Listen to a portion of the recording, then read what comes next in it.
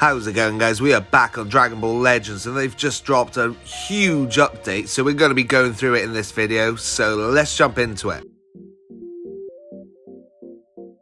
Alright guys, so we're going to go through everything within the Legends Festival update and try little bits out where we can as well, so make sure to hit that like and subscribe button and let's jump into it. Starting off then guys, we've got the title screen, so they've increased the start time of the title screen, reduced the title screen loading time, and the title screen animation can now be skipped by tapping. Some quality of life updates there, so not too bad. Anything to make the game a bit quicker, that's a great thing in my books. So this is quite a big one, so we'll try and test this out as well. So we've got the equipment, so they've added the secure and guaranteed upgrade features to slot re-upgrades. So secure upgrade will prevent your ability effects from decreasing during the upgrade, and with guaranteed upgrades, your ability effects will be guaranteed to increase during the upgrade. So I'm guessing it's probably going to cost quite a bit, but we'll have a little look in a second. You can use secure and guaranteed upgrades to create the ultimate equipment, basically making it a bit easier to get your equipments up to maybe S rank, Z rank, Z plus, things like that. It is noted that there are a couple of equipments that you can't use this with, mainly being, for instance, the Super Saiyan 4 Gogeta equipment.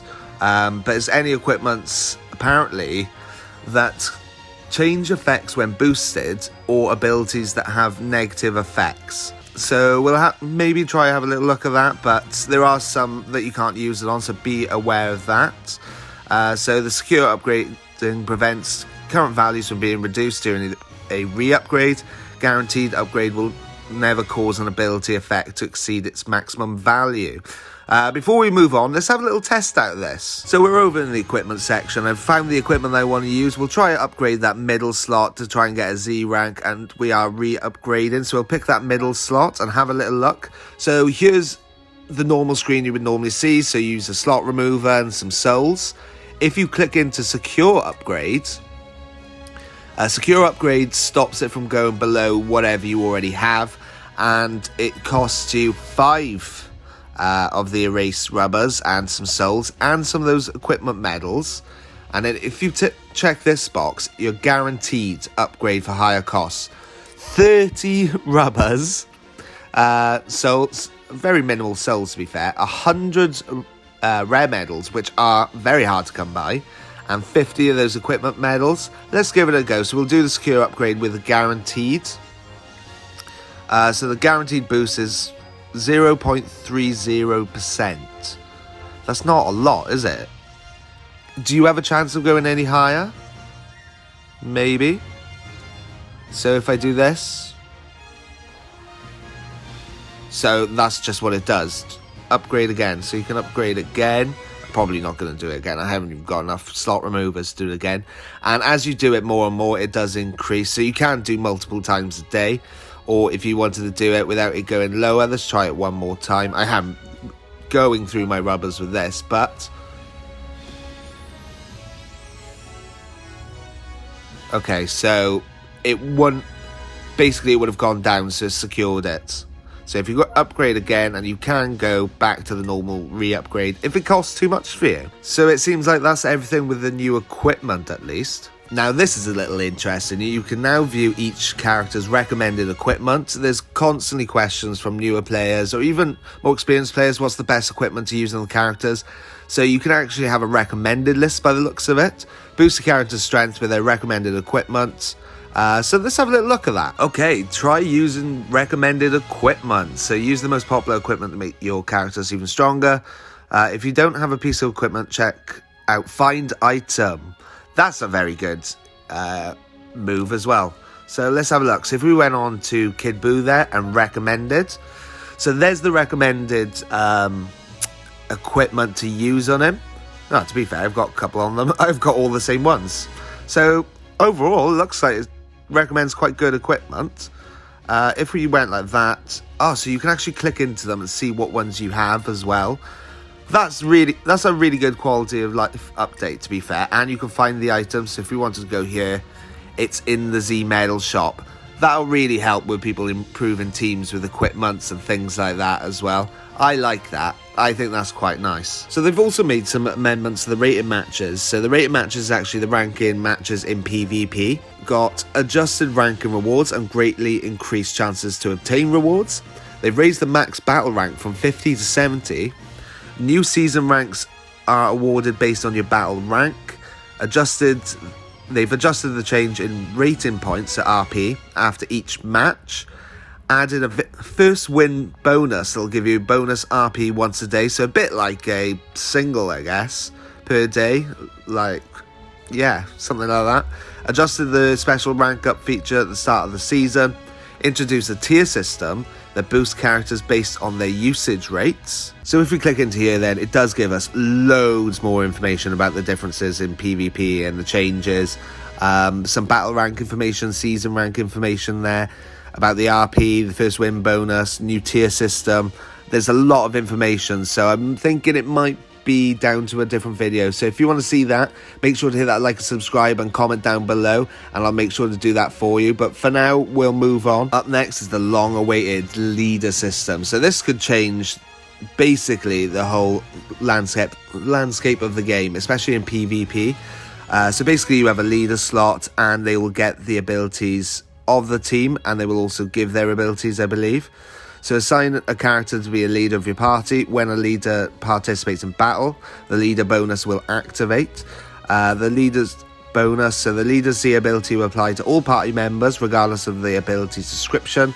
Party members, the abilities will apply to the leader regardless of the ability's descriptions. So you can basically put anyone in that leader slot, and it really opens up your team selections as well. Some of the characters that maybe haven't been used all that much can be used a bit more now. There's quite a number that probably come to mind. So enjoy different party formations that transcend the bounds of tags and episodes. Some things to note as well. If the leader is not participating in the battle, neither effect will apply. This does not apply to Zenkai, Unique or Ultra abilities. And hyperdimensional co-op raid and Tournament of Power parties do not have leader slots. So bear that in mind, guys, and we'll have a little look, because I think it will give a little information about the leader slot if we go into teams as well. So it does give you a little idea about the leader slot then. So when forming a party, the character placed in the leader slot will become the leader of that party. A little bit like Dokkan, if any of you play that. So you use a leader in battle.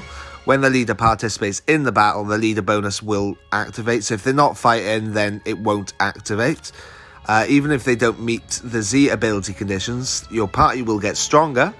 The leader bonus allows characters to benefit from the leader's Z ability, even if they don't meet the necessary conditions.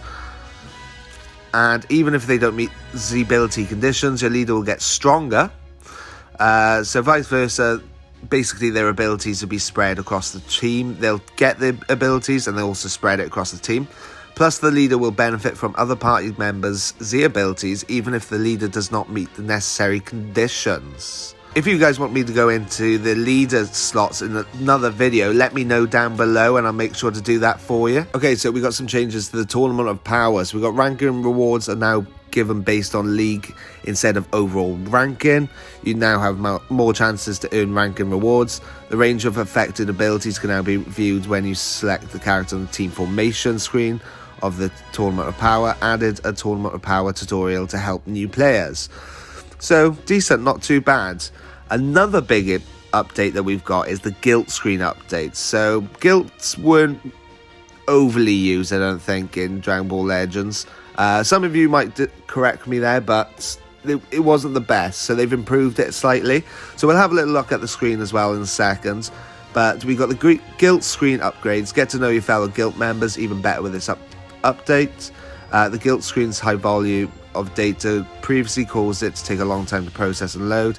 In this update, they've optimized it, processing time, so made it a bit quicker and easier. So we'll jump into that and have a little look at it now. So you can now access the guild from the actual home screen here. And we'll jump into it and have a little look at the differences.